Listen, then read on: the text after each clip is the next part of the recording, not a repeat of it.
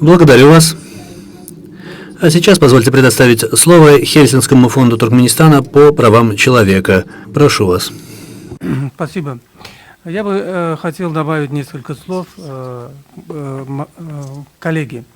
Значит, как известно, выборы, прошедшие в марте 2017 года, присутствовала миссия от БДИПЧ ОБСЕ, и они сделали такое заключение.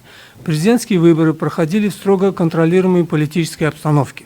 Доминирующее положение действующего президента и отсутствие подлинной оппозиции и разумного плюрализма ограничивают выбор избирателей. Отсутствие четких положений по ключевым аспектам избирательного процесса.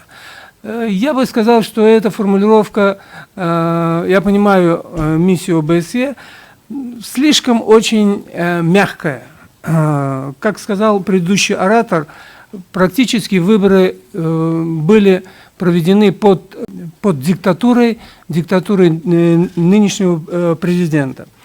К сожалению, туркменская делегация отсутствует, но очень хорошо, что все о том, что мы здесь говорим, транслируется в интернете.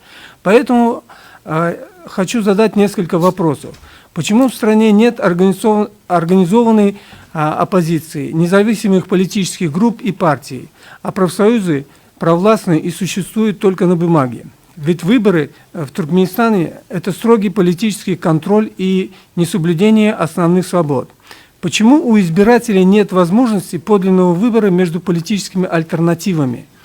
На выборах в местные органы власти отсутствуют независимые наблюдатели, а закон существенно затрудняет выдвижение кандидатов и проведение предвыборной кампании, поскольку наделяет Министерство юстиции широкими полномочиями во всем, что касается процесса регистрации и контроля за партийными собраниями. Почему закон запрещает создание политических партий на религиозных, региональной или профсоюзной основе и не объясняет, каким образом партии могут обжаловать, если такое решение принимается правительством.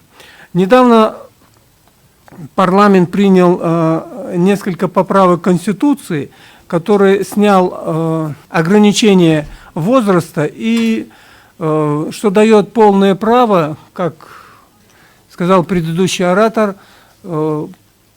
сделать нынешнего президента опять пожизненным, и Туркменистан и дальше будет продолжать жить в недемократическом обществе. Спасибо.